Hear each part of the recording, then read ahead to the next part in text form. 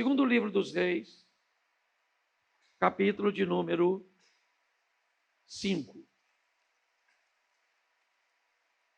Quando iniciávamos essa igreja, tínhamos uma palavra, ou iniciamos com uma palavra de que iríamos ser reconhecidos como um ministério de cura. Como disse o pastor Sidney aqui em suas orações, muitas vezes ela vai acontecer de forma física, outras vezes emocionais e outras vezes espirituais. E hoje, desde o início, eu sinto que Deus está agindo nessa área para muitas pessoas.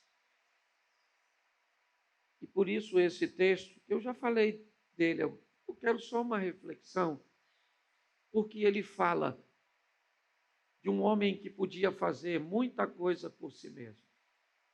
Ele era rico, influente, mas ele viveu um dilema, que tudo o que ele tinha ao seu alcance não era capaz de dar a ele o que ele precisava de fato. Então acompanhe aqui. E Naamã, capitão do exército do rei da Síria, era um grande homem diante do seu senhor e de muito respeito, porque por ele o Senhor dera livramento aos sírios. E era este homem herói valoroso, porém leproso. E saíram tropas da Síria e da terra de Israel e levaram preso uma menina que ficou ao serviço da mulher de Naamã. E disse esta à sua senhora: antes o meu senhor estivesse diante do profeta que está em Samaria, ele o restauraria da sua lepra. Então foi Naamã e notificou ao seu senhor, dizendo: assim e assim falou a menina, que é da terra de Israel.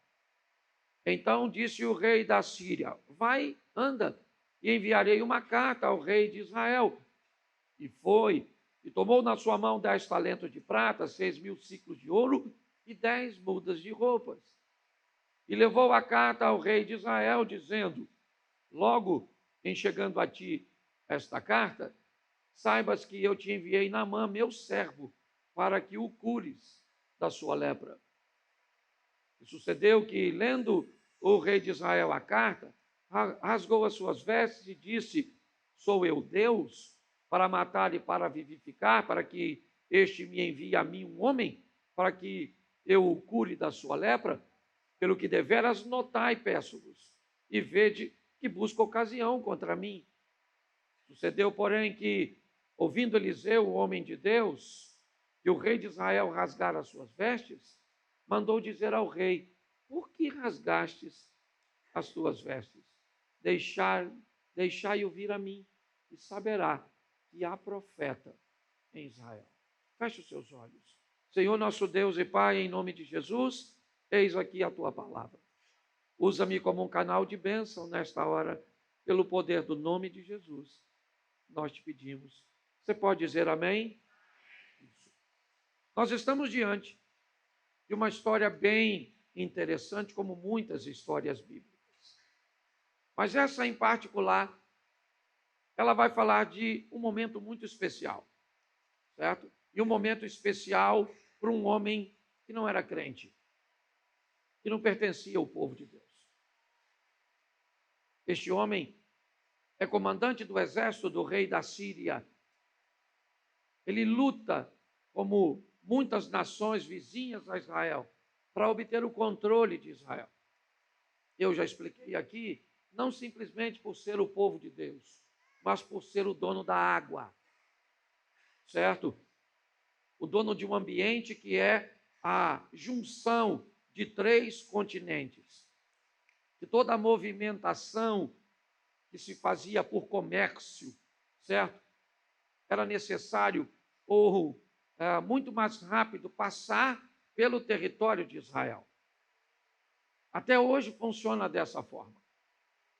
Se um navio vai para a Europa, é muito melhor desembarcar, certo? No Mar Vermelho, ali no sul de Israel, fazer um percurso pequeno de algumas horas de carro e então atravessar o Mediterrâneo e, se for para oeste, a Europa, se for para leste, a Ásia. As minas de rei Salomão não tinha a ver com minério, tinha a ver com pedágio, com o dinheiro que se cobrava para que as nações passassem por ali. Então, todas as nações vizinhas, quer Líbano, Síria, Jordânia, Arábia Saudita, todos os antigos que ocupavam essas terras, o que eles queriam? O domínio sobre o território de Israel. Isso era muito importante para eles. Não era simplesmente porque era o povo de Deus. Pare de olhar todas as coisas simplesmente com uma ótica sempre espiritual. Abra um pouco mais o seu entendimento e talvez você possa descobrir que as guerras que você enfrenta, que os problemas que você tem enfrentado muitas vezes, eles não têm cunho espirituais. Às vezes são questões de desequilíbrio emocionais, questões econômicas. Vamos enfrentar os nossos inimigos num ambiente cujos quais eles estão lutando contra nós. Se você tem uma doença que um remédio ou uma terapia pode cuidar, por que não procurar isso e levar essa doença para o âmbito espiritual e conseguir, através de orações, coisas que você poderia conseguir com tratamento ou com um ensinamento, com uma ferramenta. Então, eu quero que você olhe de uma forma bem intensa, porque o cara não é crente. O cara frequenta, sabe, lá o templo do Rimon, que era o deus de sua nação. Tá certo? Então, essa é a história dele. Ele vem lutar em Israel. O que ele tem? A lepra, a hanseníase. É o que ele tem. O que ele pode? Ele pode quase tudo. Ele é comandante do exército da Síria, um dos exércitos mais poderosos da época. Ele pode invadir. Onde é que tem o remédio? Ele tem grana para pagar. Onde é que tem a cura? Ele tem força para ir. Ele tem recursos. Ele é amigo do rei da Síria. Ele pode pedir o rei para estabelecer suas conexões e para dizer, como o rei manda uma carta ao rei de Israel, poderia mandar a qualquer outro rei. Cadê? Onde é que está a cura para isso? O bálsamo de Gileade? Onde estão, certo? As curas. Ele pode fazer, mas só tem um problema. Não tem cura para ele em lugar nenhum. Nenhum de seus soldados, de suas estratégias de guerra, de seu material bélico, de sua grana, de sua influência, pode resolver seu problema. Então não adianta. Naamã é um cara respeitado, você viu na leitura, um herói de guerra conhecido nacionalmente e internacionalmente. Ele passava pelas ruas, as pessoas se curvavam diante dele porque sabiam que podiam dormir seguras, porque no comando do exército do rei da Síria estava ele, o poderoso Naamã. As nações vizinhas o temiam, porque sabia que se ele recebesse a incumbência de invadir outras nações, ele iria invadir e ia, em suas incursões, ter sucesso. Se tinha alguém que a Síria não queria ver morto, se chamava Naamã. Se tinha alguém que as nações vizinhas queriam ver morto, era Naamã. Essa é a realidade desse cara. Mas o texto diz que o propósito, quem discute não sou eu. Se você concorda ou não, não vem ao caso. O texto diz que ele vai lutar contra Israel. E o texto também disse que ele era um homem de muito respeito, porque por ele, o Senhor, com letra maiúscula, está o texto, dera livramento aos sírios. Quando você vê Senhor na Bíblia, iniciando com letra minúscula, fala de homem. Se a palavra Senhor começa com letra maiúscula, está falando de Deus. Então o texto diz que o Senhor era com ele, mas ele era um sírio. ele invade Israel e, como espólio de guerra, ele leva uma garota para trabalhar na casa dele. Uma menina. Essa menina entra na casa de Naamã para trabalhar com sua senhora. O que ela é para Naamã? Uma escrava. O que ela é para Deus? Uma missionária. O que ela é para Naamã? Uma serviçal. O que ela é para Deus? Uma emissária. Para dar a Naamã, certo? Aquilo que ele não encontraria em lugar nenhum. Ao olhar para aquela menina, Naamã provavelmente não via nada nem ninguém. Vamos imaginar a postura de Saul com Davi, certo? Davi tocou para Saul dormir inúmeras vezes no palácio. E o dia que Davi ganha do gigante, a primeira pergunta que Saul faz é: quem é esse garoto? O que indica que para Saul, Davi não era nada, não era ninguém. Deixa eu explicar uma coisinha para você que a vida tem costume a fazer. Fique atento às pessoas de menos expressões que passam na sua vida, porque essas pessoas de poucas expressões podem carregar consigo coisas extraordinárias que Deus quer fazer na sua vida. Pare de ficar valorizando pessoas pela roupa que chega, pelo carro que anda, pelo dinheiro que tem. Preste atenção nisso. Às vezes, pessoas aparentemente pequenas carregam coisas grandes a seu favor. E essa menina entra na casa do Naamã. Ela não pode falar com ele, provavelmente também não está muito afim, não. Porque de onde ela vem, as leis são severas sobre a lepra. Em Israel, o leproso vai para uma cidade, refúgio, para morrer. Aquela menina está servindo um homem leproso. E diga-se de passagem, crente, escute agora. Se você vai trabalhar na casa do cara que te levou como escrava, o que você quer que aconteça com ele? Se você vai trabalhar na casa do cara que venceu e subjugou a sua nação, o que você gostaria? Pode falar? Você queria que ele viva muito. Aqui para você. Estou sendo... É ou não é? Pensa você servindo um copo d'água para o leproso. Falei, meu Deus, não é à toa que você é leproso. Porque tem gente que serve mais para ser feiticeira do que cristão. Esse dia uma menina estava brava aqui na igreja e falou comigo: pastor, fulano fez comigo. Mas eu tenho certeza que Deus é a minha defesa. Isso não vai ficar assim não, Senhor. Eu fiquei olhando. Falei, não vai não, filho? Vai não. Deus sabe. Tá? Diz lá na palavra que eu sou a menina dos olhos do Senhor. Eu vi que ela queria vingança. Eu nem falei nada. Senão eu podia entrar e fazer parte da vingança dela. Mas tem gente... Você está rindo, mas é sério. A menina vai trabalhar na casa dele. Ela não tem praticamente poder nenhum. Ela só tem algo que ela trouxe de Israel. Onde? No coração. Ela conhece coisas que aquela casa não conhece. Ela sabe coisas que aquela casa não sabe. E aquela menina está interessada, eu não sei se ela está mais interessada na cura de Naamã ou de não contrair a lepra. Só indo lá para o céu e perguntar a ela: alguém quer ir? Nós ora agora. E o Senhor te leva. Eu não sei.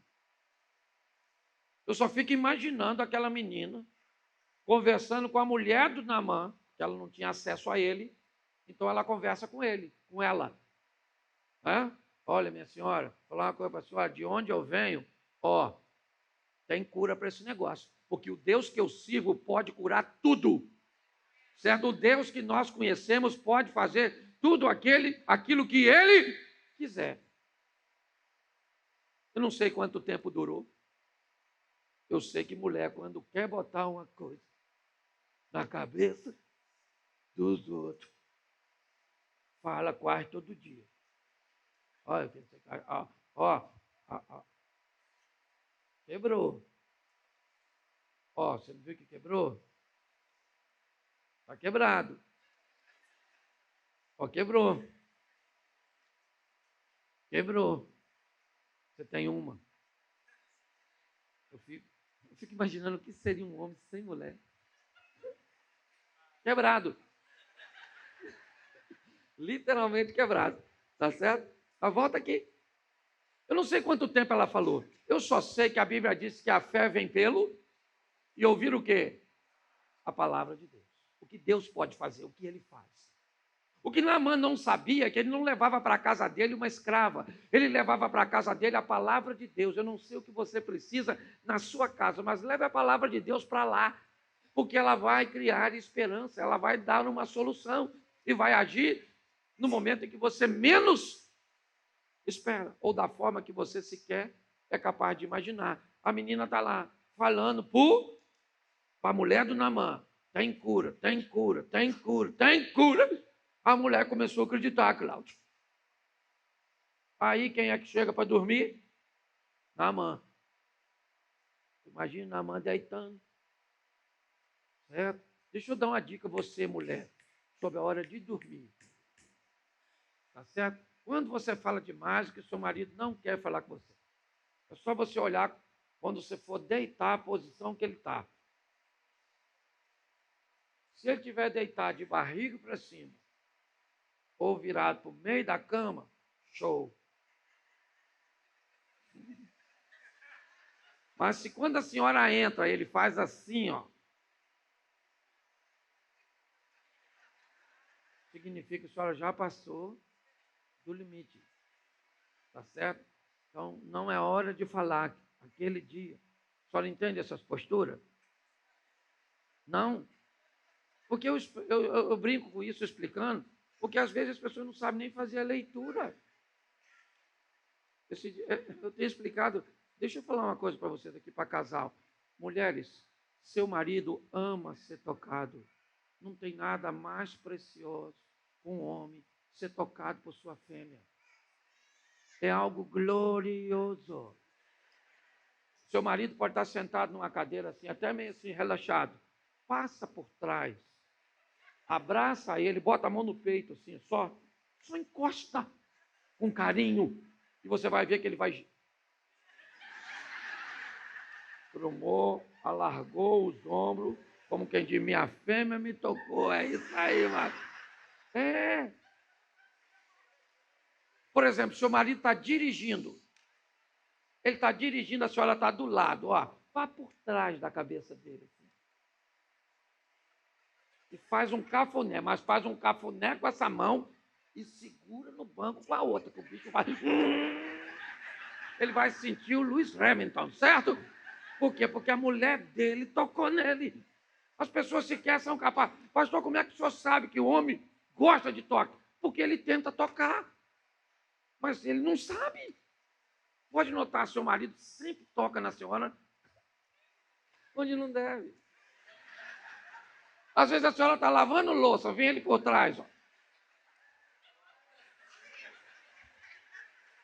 Aí a senhora, para, rapaz, tu só pensa nisso. Ele pensa, eu não estava prestando em nada, eu só queria tocar. Ele te dá um tapa, morde no seu pescoço, parece um felino. O que é isso? Isso é a demonstração de um toque cujo qual ele não tem muita habilidade, mas a senhora pode fazer uso poderoso. Eu já falei disso aqui. Então é só uma instruçãozinha para quem é casado, para ver se dói menos. Tá certo? Mas volta para o texto aqui. Então a mulher do Naamã vai falar com o Naamã. Sim ou não? Sim ou não? Quanto valia a palavra de uma mulher naquela época? Se ela fosse nova, se fosse estrangeira, por que a palavra dessa menina tem peso? Primeiro, porque Deus é com ela. E segundo, porque ela é com Deus. Não é só Deus que é com ela. Ela é com Deus. Sua postura, sua maneira de agir.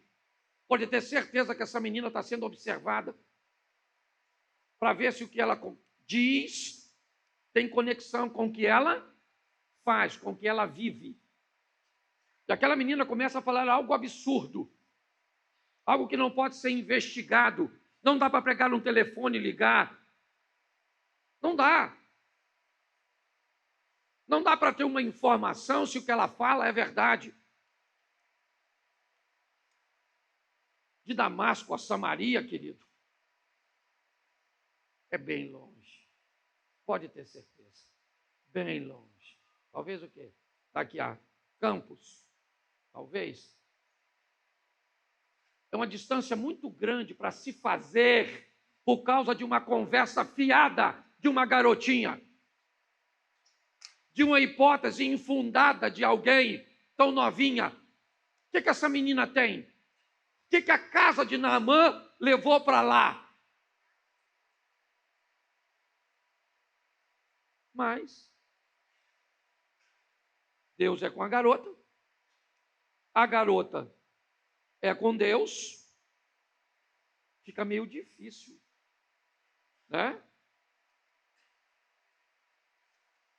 Eles deveriam conversar no quarto sobre a postura da menina. Dá para acreditar nessa menina? Cara, olha a maneira que ela vive. Essa menina faz as orações, já trabalha aqui com a gente há um tempo. Olha a postura, olha sua educação. Olha só, ela é diferente. Dá para acreditar nela, dá, cara. Mas não tem cura em lugar nenhum. E posso te falar a verdade? Naamã poderia dizer para a mulher dele: querida, pensa direitinho.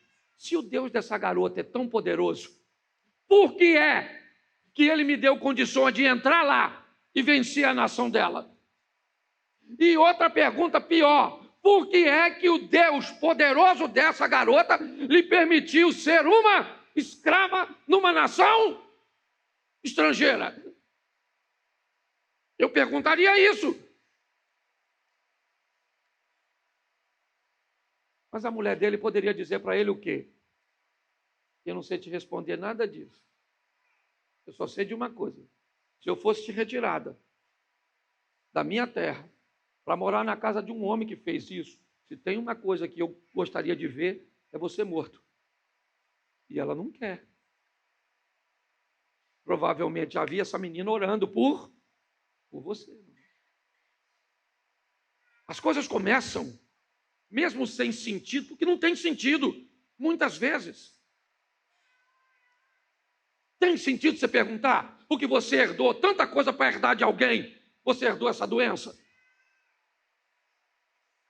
Tanta coisa para acontecer. Foi justamente seu marido que morreu, sua mãe, seu filho? Tem. Pare para pensar.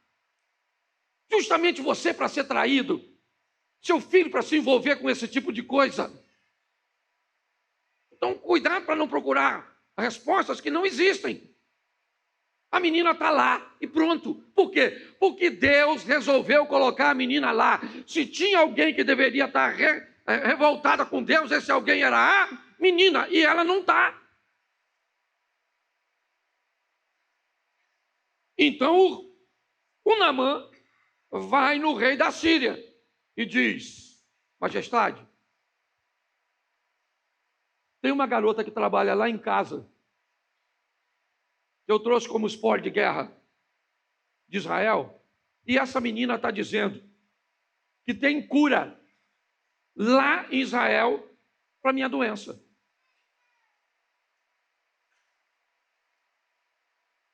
Então tá bom.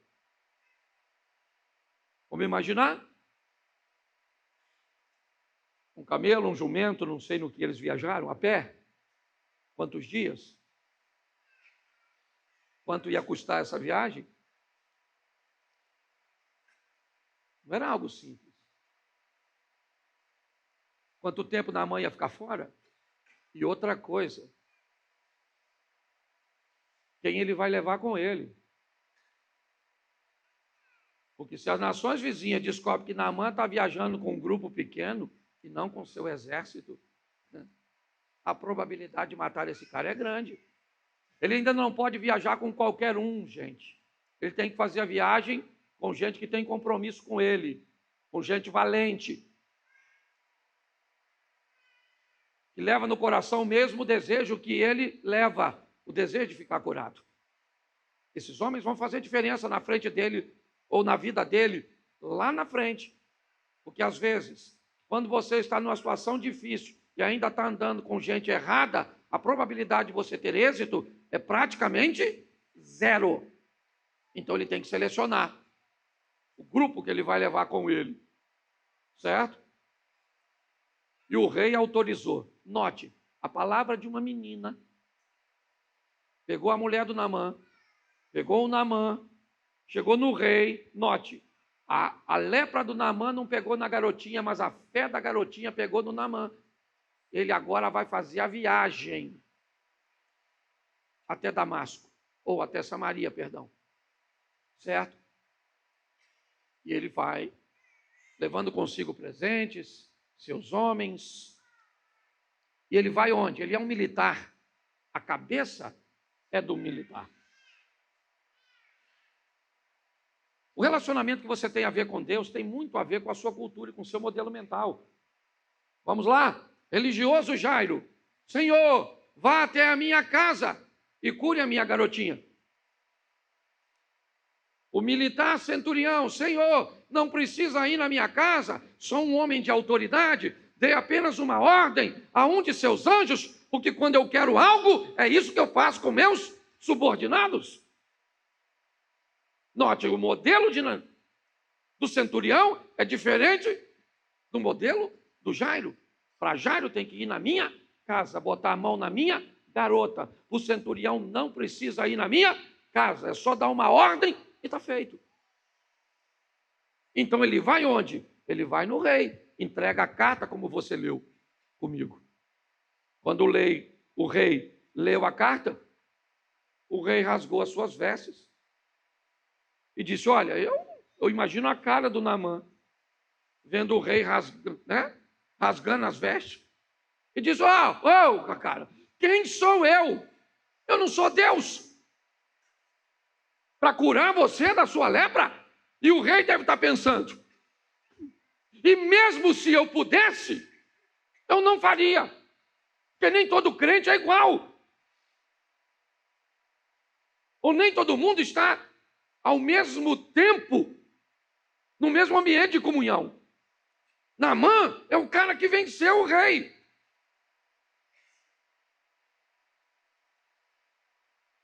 Quando Naamã vê isso, ele está decepcionado. Foi uma viagem feita à toa. Mas se você voltar depois na leitura e descobrir o que está escrito, a garota disse, a mulher do Naamã.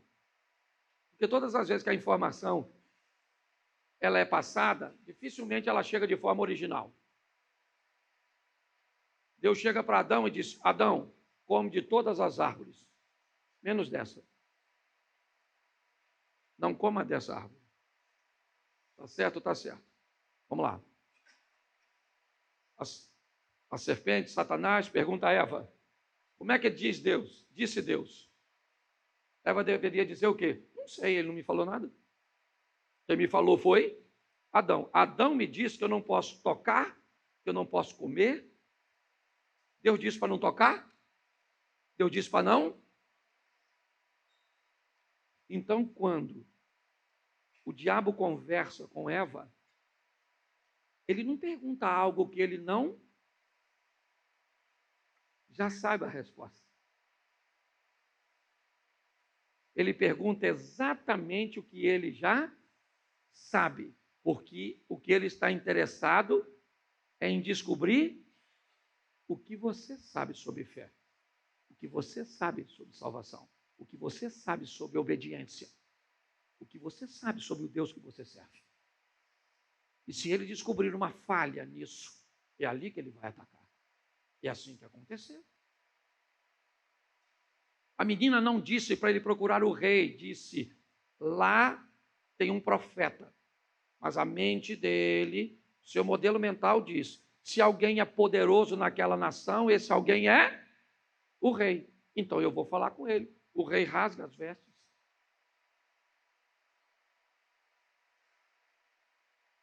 Aquilo provavelmente vai gerar uma guerra.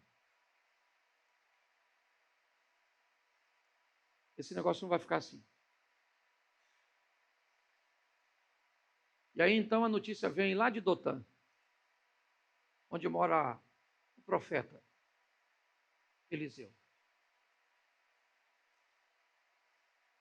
Eliseu está no início de sua caminhada, já está sendo reconhecido por alguns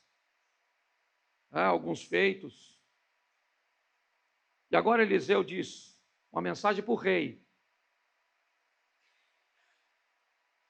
Porque se tinha alguém que deveria saber onde é que estava a cura, esse alguém deveria ser o rei. Ele deveria dizer: olha, eu não posso te curar, mas eu sei quem.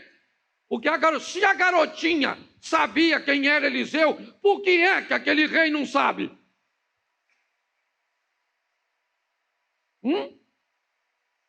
Porque todas as vezes que o profeta entrava na cidade, todo mundo tinha medo. E principalmente aqueles que andavam em desobediência. Então qual é o problema? O problema do rei com Eliseu é o mesmo de Acabe com Micaías. É o mesmo. Então, Eliseu manda dizer para o rei: por que você rasgou suas vestes? Manda vir a mim o leproso, e todo Israel saberá que aqui ainda tem Deus. Pastor, o que você quer dizer com isso? Eu quero dizer, cuidado para não vir para a igreja para procurar quem a Bíblia nunca mandou que você procurasse, para acreditar em pessoas que você não deveria acreditar, para depositar sua confiança, entregar seu coração a pessoas que a Bíblia nunca mandou você entregar. Se você caminha conosco aqui, se você caminha em qualquer outro lugar, aprenda uma lição. Não coloque seu coração na mão de homem nenhum. Seu coração tem que estar na mão do Senhor, porque Ele é o teu refúgio, a tua fortaleza, o teu socorro. Então, qualquer pessoa mal intencionada que observe uma entrega desse tamanho, estabelece um ambiente abusivo extraordinário. Entendeu? Por isso que está assim de pastor abusador. Eu não estou falando de abuso sexual, não. Abuso de poder. Tentando mandar as pessoas, inibindo as pessoas de estabelecer seus raciocínios, questionamentos. Cuidado com isso. Lugares errados podem trazer problemas seríssimos. Eliseu disse: manda vir a mim. Manda. E saberá que ainda há profeta. Naamã virou as costas, deixou o rei pelado. Ele Zé Ruela foi embora, cheio de esperança no coração. Agora sim, agora eu estou indo para o lugar certo. Vou me dar bem ou não vou? Sim ou não? Só que ele não conhece o protocolo. O protocolo de Naamã está na mente dele. Ele falou: eu vou para a casa do profeta. Agora sim, eu vou para a casa do profeta. Quem sou eu? Eu sou o Naamã. Sim ou não? Quando ele passa na rua, o que as pessoas fazem? Querido, deixa eu falar com você. Não sei quanto dinheiro você tem, quanto poderoso você é. Você passou por aquela porta ali, ó. Tem ninguém maior que o outro. Alguns pastores até gostam de ser ungido do Senhor. Eu não estou muito afim, não. Eu sou pastor. Quer colocar, eu acho que até o texto nem está falando, mas deixa quieto. Passou daquela porta para dentro, se tu é rico, se tu é pobre, se tu é culto, se tu é indouto, você está entendendo? Se você é poderoso ou é um Zé Mané, daquela porta para dentro, tu é filho de Deus. E pronto. Eu estou cansado. Olha, gente, eu vou falar uma coisa para você. Aqui. Eu já vi tanta gente reclamar: pastor, eu não gosto de pastor, que trata os outros que têm dinheiro melhor do que quem não tem. Se você souber o sofrimento que eu tenho por tratar todo mundo igual, porque tem gente que acha que eu deveria dar privilégio. E eu não dou. Quem caminha comigo sabe. Eu não estou nem aí. Ó, beijinho no ombro. E vida que segue. Eu, hein? Sirva um Deus que é dono do ouro e da prata. Certo? Agora volta aqui que eu tenho que terminar. Hoje estou falando muito. Falando demais, não. Muito. Então, presta atenção. Não posso terminar essa história com Naamã leproso. Antes de acabar, tem que curar o cara. Não é? Senão fica difícil o negócio. Então, presta atenção. Agora está lá o Naamã. E o Naamã falou, vou chegar lá. O profeta vai sair, vai falar. Dá um autógrafo, Naamã. Leprou, não, leprou aqui é o lugar da cura da lepra. Isso! Vamos curar agora! Lá vai o Naamã. E pensa num cara difícil. Eliseu. Pensa num cara, rapaz. Até hoje eu não entendi como é que aquele garotinho morreu porque riu dele. Está na Bíblia, uns molequinhos perturbados. Devia ser pigmeu, não devia ser criança, não é possível. Ser uns adultos pequenos, não é possível. Adriano, eu fico pensando, fico lendo na Bíblia, me dá vontade de rir. Os meninos, eu acho que ele escorregou e os meninos zombaram dele. Ele era baixinho, calvo e gordinho. Os meninos riram, diz que parecia uma loba, lá um urso, sei lá que bicho era, que eu também não quero incriminar a pessoa errada. E comeu os garotos. E era muito garoto, hein? Eu acho que era uma creche que invadiu. Porque era. Eu ia até falar besteira. Jesus, eu tenho que me regular. Besteira que eu digo não é besteira, que eu ia usar um exemplo que não deveria. Tá certo? Mas olha só, Eliseu era difícil. Quando Naamã estacionou o camelão dele, aquele jumentão, camelo, sei lá o que era, 4 portas, ar-condicionado, aquela coisa fantástica, aquela comitiva, aquele carro, tudo oficial, brother. Eu sou Naamã, chegou! Eliseu falou para o garoto que trabalhava, aí chegou um cara aí na frente. Ó, pelos carros, importante. Pois é, fala para ele ir tomar banho. Onde? Lá no Rio Jordão. Ele está botando ali? Lá, irmão. Está pregando comigo, irmão. Essa é uma pregação interativa, Por isso que eu estou vendo que o pessoal está olhando mais para lá do que para mim. Mas é isso mesmo, é a palavra de Deus, não sou eu não. E é bom que vocês vão conferindo. É que eu tenho uma tradução diferente. Certo? Aquela ali é Almeida corrigida, a minha Cláudio atrapalhada. É ou não é verdade? É isso. Certo? Vai, lava-te 7 vezes nu e a tua carne ficarás. Isso aí. O Rio Jordão, gente, em relação aos rios de Damasco, era o Tietê. O Naamã ficou. Então, olha só o que o Naamã. Vou chegar lá, o profeta vai sair, falar comigo, orar a Deus, botar a mão, a lepra vai embora. Não aconteceu nada disso. Quando ele chegou lá, o cara não foi receber ele, mandou o secretário. E falou, vai. O chefe não falou que não vem receber o senhor, não. E falou para o senhor dar 7 mergulhaços no Jordão. Aí o texto, coloca aí, irmão, já que já está assim. Porém, Naamã muito se indignou e foi se dizendo, certo? Esse que eu dizia comigo, olha lá, dizia comigo, certamente ele sairá, pôr-se-á em pé, invocará o nome do Senhor seu, Deus passará sua mão sobre o lugar e restaurará o... E não aconteceu nada disso, mandou tomar banho. Naamã falou, vou embora, vou arrebentar aquela garotinha quando eu chegar lá, tá perto dessa garotinha, fez eu fazer essa viagem toda, acreditei nela, essa palhaça dessa garotinha. Quando ele vai indo, quem é que aborda ele? Os caras que foram com ele. Falou, Naamã, poxa, cara, estamos juntos na parada, maluco. Carioca, se nós cair atirando, vambora, brother. Entendeu? Já estamos aqui mesmo, o rio está ali, é sujo, mas é beleza. 7 mergulhos, rapidinho, pô. Mas vamos lá com você, nós só não mergulha, que o rio é sujo. Mergulha você. Certo? Vai lá, 7 mergulhaços. Então vamos. Conheceu o Naamã. Imagina já o Naamã. Eu fico. Tem uns caras na Bíblia que eu não sei como é que pode ser tão burro. Se é para ficar curado no terceiro, para que dar 7? Então eu imagino ele. A praga daquela garota. A peste.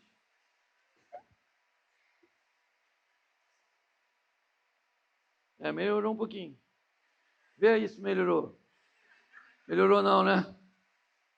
Peixe dessa garota, pelado. Nossa, longe pra caramba.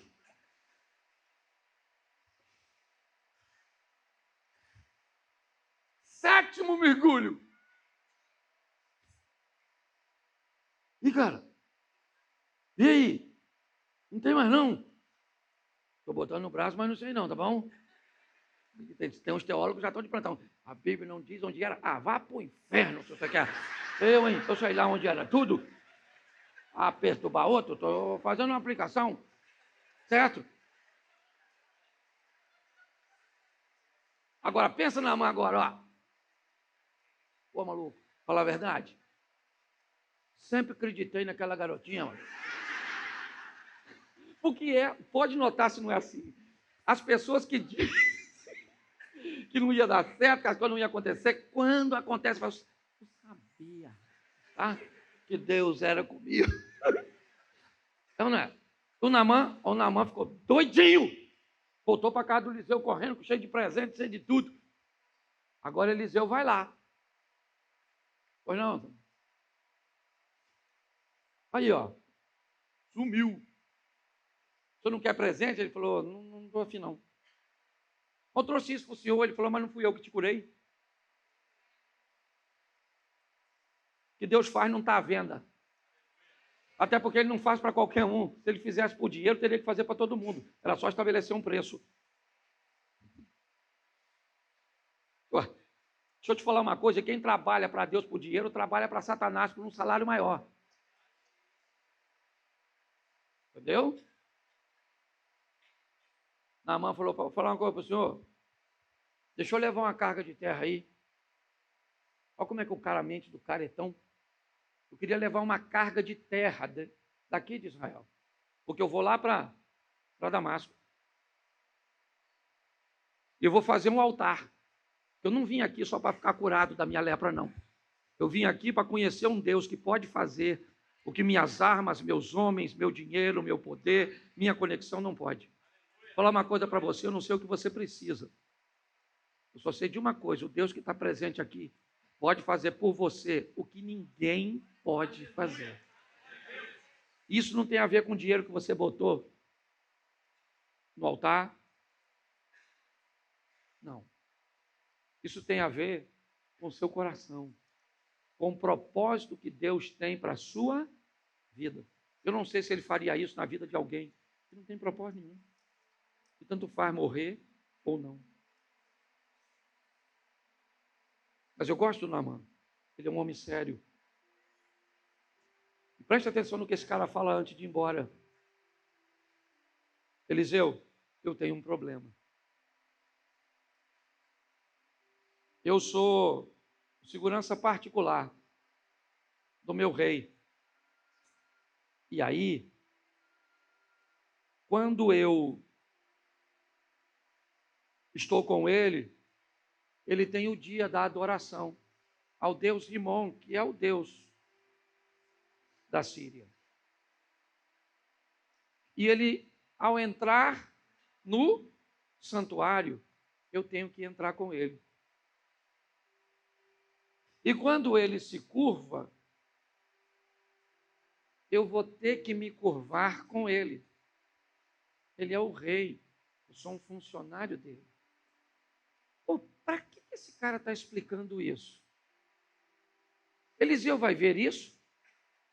Se ele fica de joelho ou não, se ele entra ou não, Eliseu vai saber disso? Mas tem alguém que vai saber que ele entra e ajoelha. Quem é? E quem curou ele foi quem? E se ele deixa o dinheiro, estava pago, sim ou não? Mas ele não deixou.